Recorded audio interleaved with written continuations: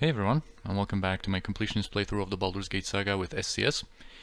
And now that we're done with this business in the Harper Hold, we have to quickly go back for a second to the Copper Coronet, because I totally forgot some stuff that I left on the ground in there. When we were doing the identifying session and the scribing session with Senashira, of course I put some stuff in the ground so that she had more space in her inventory and totally forgot to pick it up.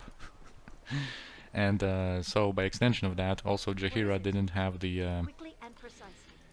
have her belt, which I also completely forgot about, this 19 strength belt. Now Jaheira can equip it, and look at how big of a benefit that is for her. Going from 15 strength to 19 gives her +3 Thaco and +7 damage. That is just insane for her. Oh yeah, she can get the scroll case back. Oh yeah, we can get our wands. And yeah, now we're going to be ready.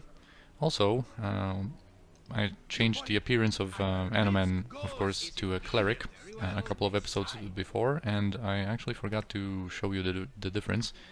And so if we have Anoman and Minsk standing next to each other, you'll see that there's a slight difference when it comes to the figure, I guess, how a cleric and a fighter model look. Also, since we're going to get rid of Minsk soon, let's showcase something that you can do with Lilarkor. You can actually converse. You can talk with the sword, and if you do that with Minsk, there is, in the base game, there's basically like one additional comment when Lilarkor mentions slaying dragons, but this is greatly expanded upon if you use the Banter Packs mod from the Pocket Plane group website. And that they expand this kind of idea and give Minsk many like unique conversations with Lilarkor that are actually well written and pretty funny. So we can ask him for advice or his status. Advice, eh? Well, besides working on your swordsmanship, besides that, I'd have to think. I think you should sharpen me a bit. I got more nicks than a Rashomar Ranger's head. So of course referencing Minsk here. Also I'm going to quick save because there is one response by Minsk that can actually make us have this multiple dialogue glitch that is going to crash the game if we talk more with Lilarkor. So just if we get that, I'm going to just reload. Are we gonna kill something now? What's my status? Well, since when do you care about me unless I'm impaled in something's guts? Oh well, fine. Let me think for a minute. Well, I suppose I'm okay. Why? Are we gonna go kill something now? How about now? No? Now? Maybe? So there's a lot of funny conversations with Lilarkor that you can have like that. Okay, now the next order of business. Since it's not that late yet, we are going to do one more thing to pass the time, I think, before we get to doing Mavar's questline, which is basically the next major thing we want to do. So I think a good way to pass some time and do a decent quest in the meantime is going to do to visit the Most Noble Order of the Radiant Heart and perform a little mission for them. And also along the way we might have a couple of not too many, but probably one or two cool conversations that we are going to be able to witness, really, and not really take part in. No, Talon Nirkas doesn't seem to be here yet. Or at this hour, I think he's earlier, and now he's gone. But we should have another character making an appearance, a character that we know of from Baldur's Gate 1. And I don't mean Dorn here, but he is here, and I think we're going to deal with him already. So he has his own quest line, of course, in Baldur's Gate 2, which I'm not going to do because it basically involves a lot of kind of senseless evil. It starts out here by like disrupting a wedding taking place in the Order Hall, and I don't really like the Baldur's Gate 2 version of Dorn. They had some cool ideas for his quest line, and his like wounded line is really cool, but generally he seems like I really liked him in Baldur's Gate 1. He seemed like, you know, a man with a strong conviction and purpose to take his revenge and, you know, go like any lengths to achieve that goal. That's why he becomes a blackguard and, you know, allies himself with a demon patron and whatnot. But here in Baldur's Gate 2, he just seems like really like stupid evil would be his alignment, in my opinion. He just is so bratty. He just gets mad at like every occasion. He must be by far the NPC with the most conversation options that end in a fight with him. Like basically, like no, you say something slightly wrong and he's going to become hostile and fight you. He's just so annoying. So we are going to take care of him right now. What are you looking at? Can offer a little bit of an insult. I shudder to think what the hamster's seen in his life, apparently, if it's not the ugliest half-orc. Who dares insult Thornhill Khan? Tell me your name. Whose blood will slake my blade's thirst? And so of course It's been a while. Of course we traveled together in Baldur's Gate 1 when Dorn was a much better character, but now he changed for the worse. What business is that of yours? So we can ask what he's doing here. 'Tis true, we could make quicker work of this together than apart. Yeah, but we're not going to help him. Then pay the price for your folly. Also, Anoman would really object if we wanted to recruit Dorn. Yeah, so of course he ends up being hostile and we're just going to take care of him. Boom! And chunk him. Can take a little plate armor and I think we're going to... Look, Anoman, you have a plate armor now. And you can wear this amulet with it and have +1 saving throws. So that's our acquaintance with Dorn in Baldur's Gate 2. Now let's witness this situation with none other than Garrick, the bard that we've met in Beregost in Baldur's Gate 1. I am at your service. So basically he's going to try to vie for Lady Irlana's attention here. And this is going to be a series of situations that we're going to keep witnessing when we come back to this place over the course of our playthrough. So here we can see that he's not going to be very successful. But Serando, this gnome behind him, tries to give him hints that he is going to have not much success with repeating. So of course, as always, feel free to pause and read everything for yourself in detail. Those are pretty funny.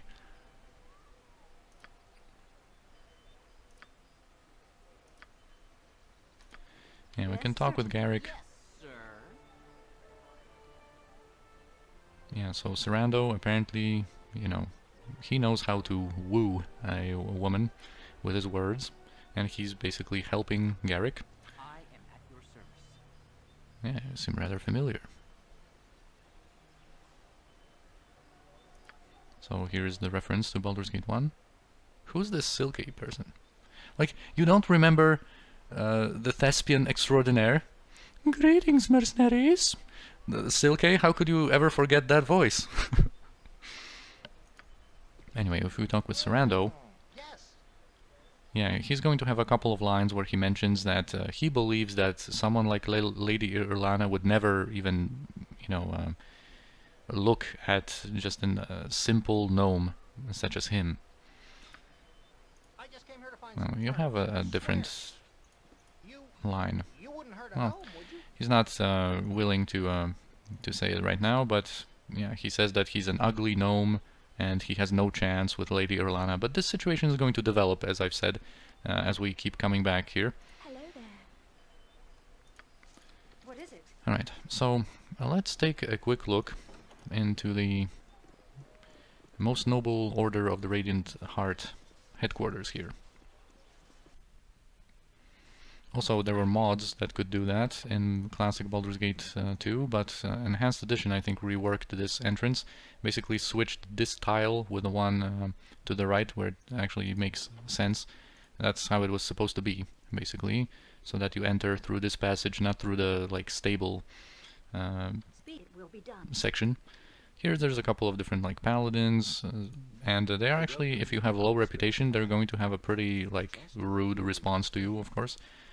If they heard of you your evil deeds and whatnot. But here they react positively to us. And these are some really nice interiors in here. And there's a few goodies to retrieve. We're going to exit through here, so I'm going to go there last. And you can already explore a little bit with some other characters. Here there's going to be the Prelate Wesselin, and he will not have too much to say right now, but there is a quest, or basically something that we can basically enlist the help of the Order much later in the game, and we're going to come here to talk to him about that. But for now, thank you, Prelate, for your potions. Here's like the kitchen, I guess, and the storage area. And we can get some stuff from here. You have a little bit of space. But I think I'm going to have to bring Senashira over. So, a quick teleport. Oh yeah, we can get some basic ammo.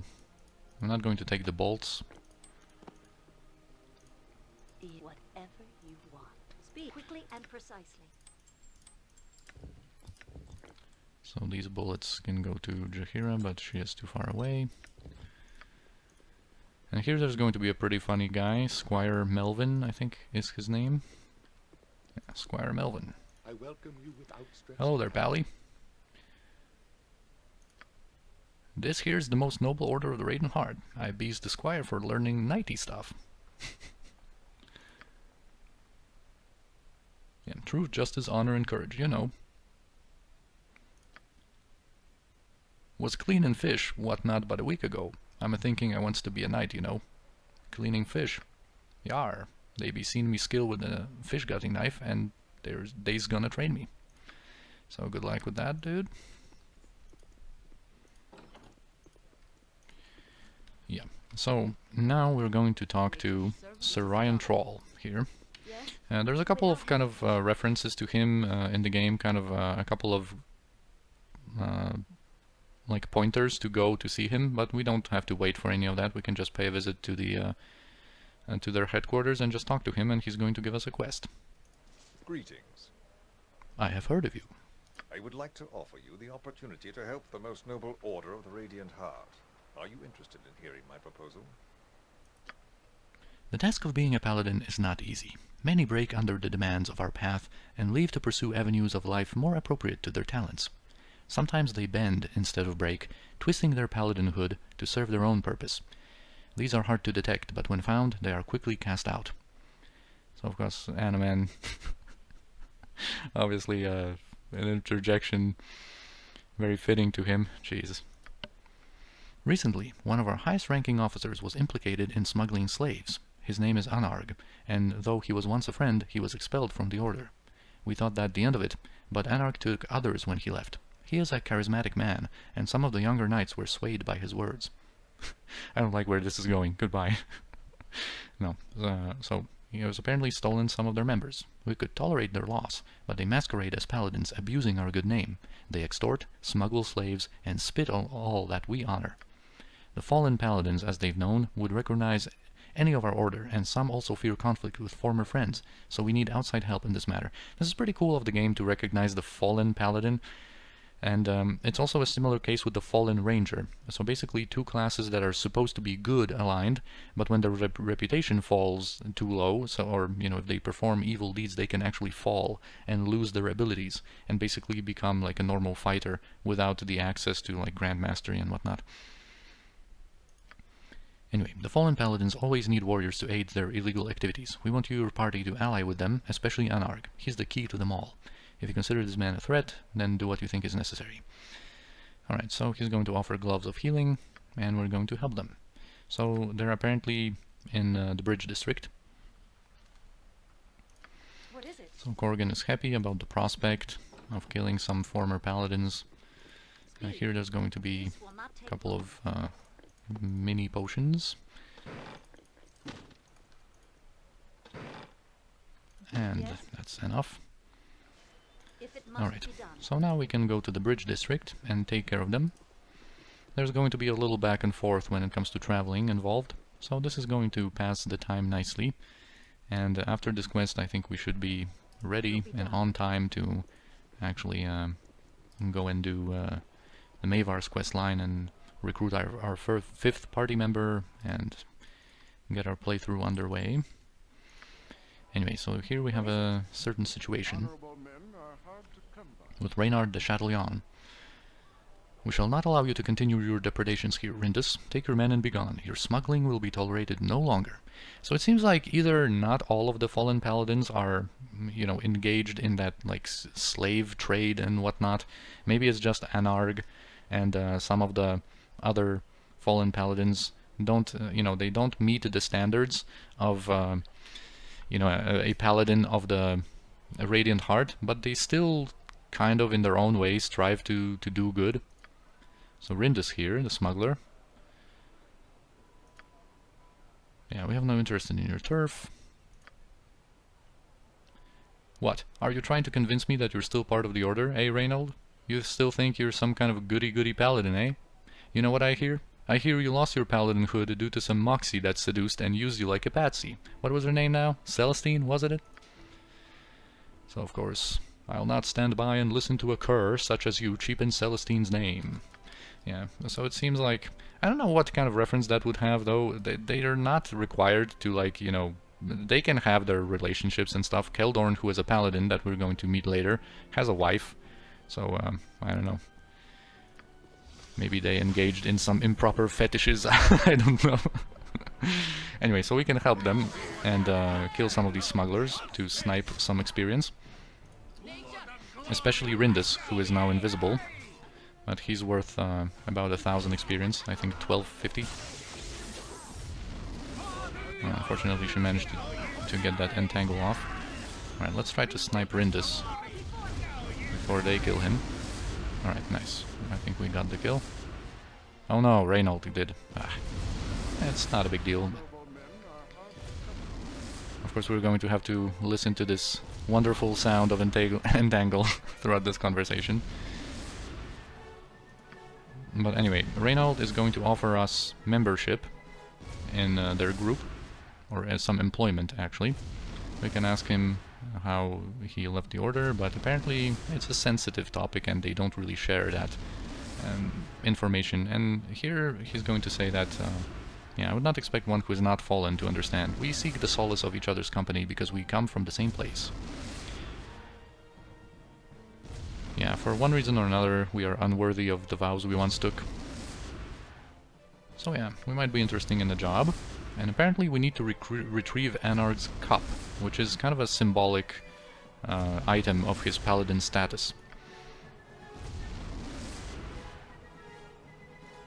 And also, he's going to recognize Anomen, and also if you have Keldorn, he's going to recognize him.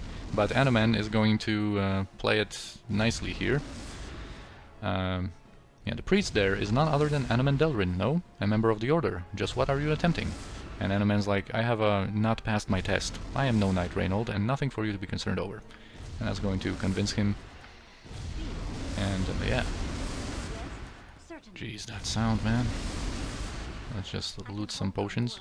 Oh yeah, we cannot loot any potions because we are full on inventory space. And this can go to Jaheira. And a pretty interesting thing is that Rindus has kind of a unique item that's useless in the game, but still very rare. There's this pair of boots. Normal boots, they are not magical or anything. They don't do anything. They are just boots. So I'm going to leave them there. But yeah, we got some cool potions, a little experience. And now actually, let's see if this Cutpurse here is... I think he should be at this hour. Yeah, he's here. So we're going to steal him from him later. We're basically going to aim... let's... Okay, don't attack him, Anoman. Don't attack him. He's always going to have a little interjection, but basically what we're going to do is one of our stealing sprees is going to have to occur around like 5 or 6 p.m. so that we can get both Mrs. Cragmoon and this Cutpurse in our stealing spree. because he said that he has like no like special stuff, but I beg to differ. 4 potions of Master Thievery, Wand of Fire, and most important of all, some really cool spells. Like these spell immunities to particular spell schools are something from SCS, because normally this is basically something to allow you to put some spell immunities into contingencies and spell sequencers. Because normally a spell immunity, if you remember from last episode, it's a spell that opens up like a new menu where you have to choose which spell school you want to become immune to. And if you put a spell like that into a contingency or a sequencer, you don't have the ability to have that other menu.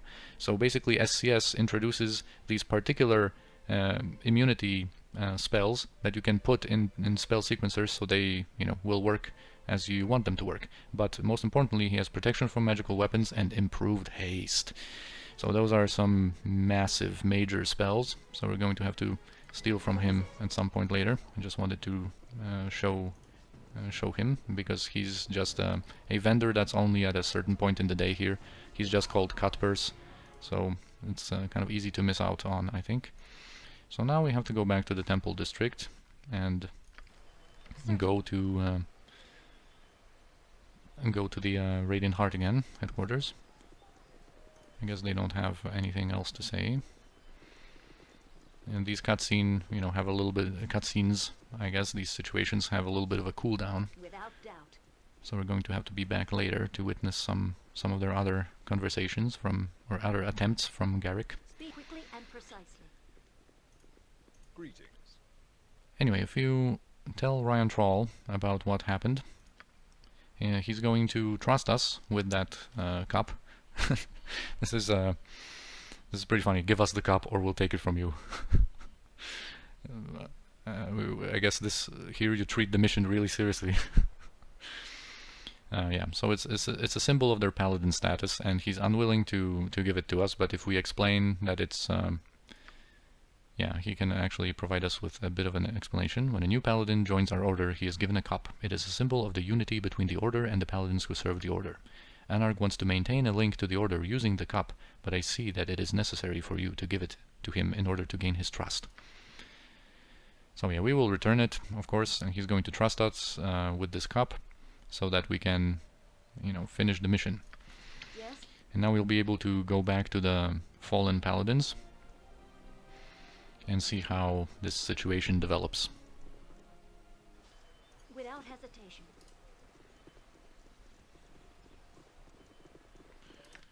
Actually, Corgan can get this ring. You know what? This will not take long. Let's go back for just a moment.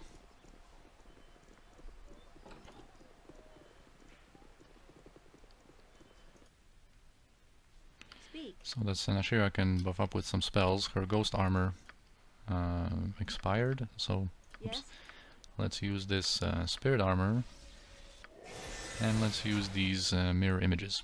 Yeah, -6 armor class, very nice with spirit armor. Even better than Jaheira's armor class. And yeah, some mirror images. It will be done. And now she's prepared, because of course you can see where this is going. There is going to be a fight on our hands. Certainly. Let's just position our guys. Speak. I am listening. So that we can have Corgan in front. I think Kira and I can even do a little backstabbing business. Yes, it will be done. And yeah, Reynold. What up, buddy? Honorable men are hard to come by. Okay, we have the cup. You do. I had almost not dared to think it possible. You are very resourceful. So now we're going to be introduced to Anarg. Care to dance? But Anarg is not going to be so easily swayed. You lie. There is no way that you could have retrieved the cup so easily. I still have ears within the order, and I know the task that Ryan Troll has asked of you. No, I have been betrayed. You've come to slay me. Draw your swords and do your best. Pretty good line, actually, from Anomen this time. And actually there are some mods. I think, was it Quest Pack? I think that provides kind of a different resolution for Reynald, because he seems like kind of a good guy. So basically, some mods introduce some different content for him that you can actually resolve this whole thing differently, that he doesn't actually take part in this battle. And he tries to basically like make something out of his life still, instead of dying here, like he is going to in a second. So let's just... are we going to use some spells on them? Maybe a little hold person. Maybe that's going to get someone, and I think since Reynald is already injured from the previous fight with the smugglers, I think he is the prime target for a little backstab. So let's see how that goes. 50 damage again, and now he's badly injured, so Minsk help with that, and maybe Corrigan help with that. Alright, so he's already dead. Now let's focus on Anarg, I guess. Hold person wasn't very effective, but it doesn't matter. Our supreme physical damage is going to just prove to be enough. We have so many physical damage dealers here in our party composition right now.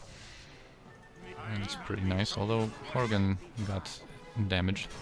They have some HP, but, you know, it's not too big of a deal to take care of them. Alright, and that's the whole thing. Yes, without doubt. Now let's check out some of the loot. Reynald here had some potions. We could also take these plate mails, I think. Maybe let Corrigan take a couple of them for selling later. And then Anarg also has some stuff. We have this cup, of course, if you want to read about it. Anarg the Fearless. Apparently was his nickname. Yeah, we get a lot of nice potions. Some goodies. Flail +1 and a halberd +1. And yeah, these knights also have some good potions, so we're going to have a nice supply of potions of invulnerability now, which are going to be really nice for our Kensai ladies, especially Kirinai if she wants to go into like toe-to-toe combat, because Senashira now has the mage spells, of course. Oh, okay, that's too much stuff for Corrigan. Actually, because we're going to get overburdened, let's just quickly sell these plate mails before we go anywhere else. And let's just stack them on Senashira then. Yes, quickly and precisely. I trust you'll find them all in satisfactory condition. Oh, that's a really bad price. Have I sold some plate mails to him? What is it? Before? Or is it just normal for Baldur's Gate 2? Let's check out with him. I know a discerning eye when Yeah, I 180, see one. man.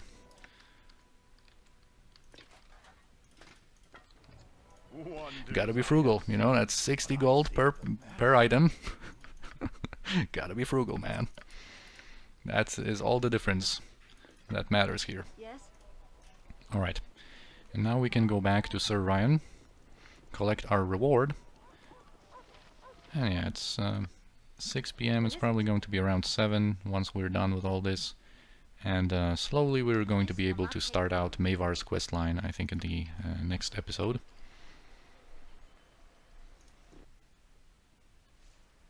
If it must be done. Speak, it will be done.